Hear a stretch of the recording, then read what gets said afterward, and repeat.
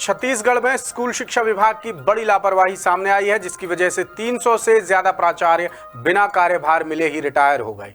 मजे की बात यह है कि उनका प्रमोशन महीने भर पहले ही हो चुका था, लेकिन प्रमोशन के बाद हाई कोर्ट में आधा दर्जन के करीब याचिकाएं लग गई थीं, जिन्हें कोर्ट की डबल बेंच ने तत्काल खारिज कर दिया था। हालांकि मामला अभी भी सिंगल बेंच में पेंडिंग है और हद तो यह है कि इस पर कानूनी कार्यवाही भी पूरी हो चुकी है, लेकिन फैसला कोर्ट में लंबे समय से सुरक्षित रखा हुआ है। अब आरोप लग रहे हैं कि सरकार को प्राचार्यों की स्कूल शिक्षा की कोई चिंता नहीं है, जिसका खामियाजा एक बड़ा वर्ग भुगत रहा है।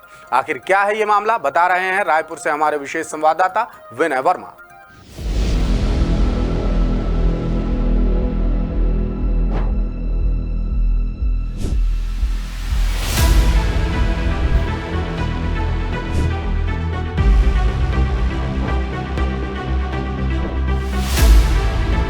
छत्तीसगढ़ के ई संवर्ग के 1478 प्रिंसिपल्स के प्रमोशन के खिलाफ रिटायर्ड लेक्चरर्स ने बिलासपुर हाई कोर्ट की डबल बेंच में याचिका दायर की थी, जिस पर 5 अगस्त को अंतिम सुनवाई हो चुकी है और कोर्ट ने फैसला सुरक्षित रख लिया है।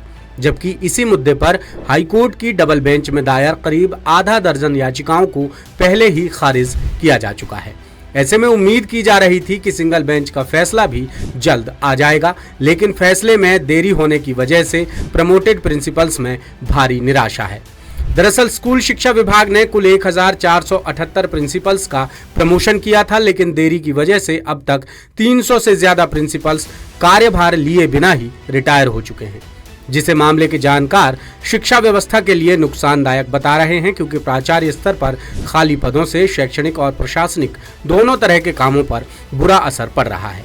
इधर फैसले में हो रही लगातार देरी से प्रमोशन का इंतजार कर रहे प्राचार्यों और शिक्षकों में भारी नाराजगी है।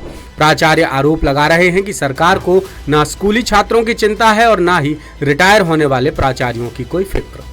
सालों की सेवा के बाद जब प्रमोशन का मौका आया तो मामला कानूनी पेचीदगियों में उलझकर रह गया। इससे न केवल प्राचार्यों का मनोबल टूट रहा है, बल्कि शिक्षा व्यवस्था पर भी सीधा असर पड़ रहा है। छत्तीसगढ़ प्राचार्य पदोन्नति फोरम का कहना है कि सरकार की लापरवाही के चलते शिक्षकों की सैलरी समेत पेंशन और ग्रेच्युटी का भी नुकसान हो रहा है। सरकार मामले में मजबूती से कोर्ट में पक्ष नहीं रख पा रही है। जुलाई 2025 तक के आंकड़ों के मुताबिक छत्तीसगढ़ के हाई और हायर सेकेंडरी स्कूलों में प्राचार्य के 3290 पद खाली हैं और स्कूलों में यह स्थिति बीते 1.5 साल से बनी हुई है।